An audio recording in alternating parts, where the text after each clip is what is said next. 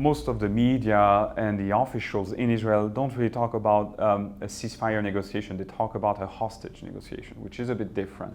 Since the beginning of the conflict, Israel had always said that getting the hostages back safe was the main objective of its invasion of Gaza. But the death of 6 Israeli hostages in early September 2024 prompted questions. A lot of the Israelis now consider that the military strategy in Gaza is not giving the priority to the release of the hostages. And we saw a lot of emotion recently in August and September when you had cases of hostages being killed by Hamas by the talks of a ceasefire. And for the Israelis, this was in a way a wake-up call that the military strategy that had been adopted by this government is not going to bring all the hostages back to the country. Following the news of the confirmed deaths of the 6 hostages, thousands of Israeli protesters took to the streets to pressure their government to secure a ceasefire deal.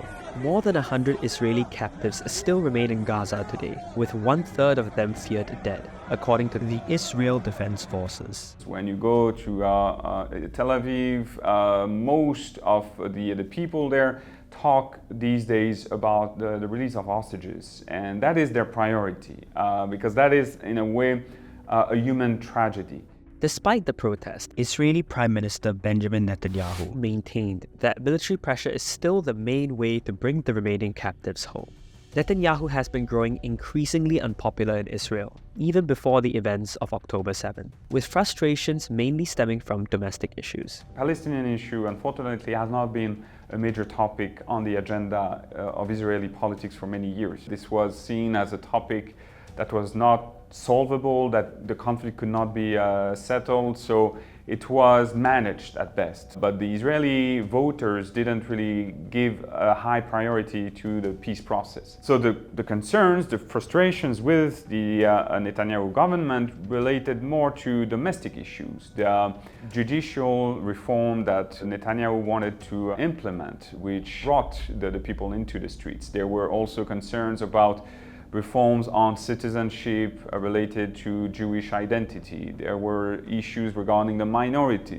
After October 7, Netanyahu's popularity has not improved. According to Israeli polls, over 70% of Israelis believe Netanyahu should resign. Tensions are also brewing internally in Netanyahu's government. This is a government that for the first time in the history of Israel brought the far right into the government. The reason why the far right was included in the coalition is mostly because the Center Party didn't want to have anything to do with Netanyahu. They had cooperated with Netanyahu in previous governments, in previous coalitions, and they had refused after that to come back to any new agreement with Netanyahu. What we know for sure is that the far-right parties, so of Mr. Smotrich and Mr. Ben-Gvir, have threatened to leave the coalition if the government accepted a ceasefire with Hamas. Netanyahu has no interest in a way in ending the war, because ending the war means that he may lose the coalition, he may lose his far-right allies, this may precipitate new elections, and we don't know what happens after that. And then he could actually be prosecuted because of his own issues before the government was assembled 2 years ago. There's also the question of what will happen after the ceasefire. What will reconstruction look like, and who will govern Gaza? The two main actors in the political scene are Hamas and the multi-party Palestinian Authority, dominated by Fatah. Both sides have been in conflict from as early as 2006 and engaged in a brief civil war in 2007. Conflict between Hamas and Fatah is still ongoing today, with both parties competing for monopoly or supremacy in the political scene. We've seen how difficult this has been to discuss any alternative to Hamas inside the Gaza Strip, because at a certain point we need to discuss what comes after the war. And without Hamas, it's very unclear what could be the political actor to replace them. Fatah and the Palestinian Authority are weak militarily, but also politically, because they are seen as an illegitimate organization, too close to the Israeli security services, too close to the US administration. And also there have been cases of corruption that undermine the reputation of the Palestinian Authority for many years now. So at the end, you still have those actors. And the problem is, what do you do then to discuss the reconstruction of Gaza? And that, I think, is one of the reasons we're still not clear what will come next. And when we discuss peace process or two-state solution, unfortunately, this is still magical thinking, because it's not, we don't have like a credible partner here. In July 2024, Hamas and Fatah met in Beijing and agreed to form a government together. But this does not mean in any way that differences can be resolved on the ground and between these factions, particularly between Hamas and Fatah. I think there have been previous attempts at reconciliation, and these have failed.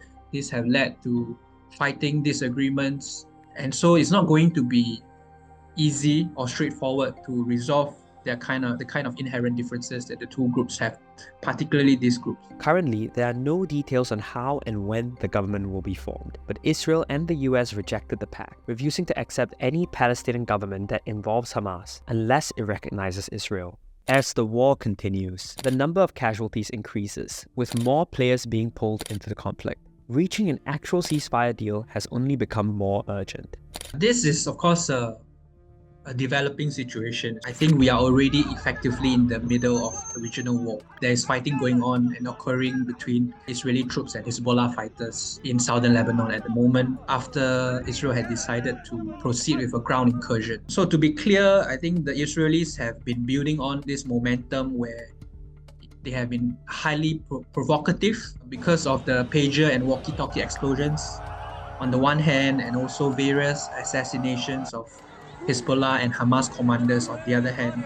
It's very difficult to see, again, what would be the provisions that would allow both sides to accept a permanent ceasefire. I can see them accepting a temporary ceasefire, and that's what they accepted in the past. I think we won't see the Israeli government, at least this government, accepting a permanent ceasefire. Hamas wants to have assurances, guarantees that if there's a ceasefire, its leaders can go out and won't be targeted by the Israelis. But if we look at the history of Israel's targeted killings, either of Hamas leaders or any terrorist leaders in the Middle East, I doubt that Hamas can get those guarantees. If you look at the strategic level, Hamas is no longer the threat to Israel it was back in October. So from a purely military standpoint, the argument is there's no more need for the IDF to perform its operation inside Gaza. It has destroyed most of the infrastructure of Hamas, and a lot of the military commanders of Hamas have been killed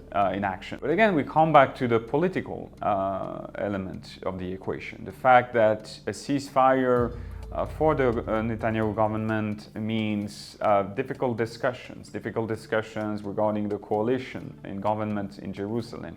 The idea that suddenly you have to talk about what do you do with Gaza, what do you do with the Palestinians, who are going to be your legitimate partners. And that, I think, is a question that Benjamin Netanyahu wants to postpone because he has been postponing that question almost for his entire career.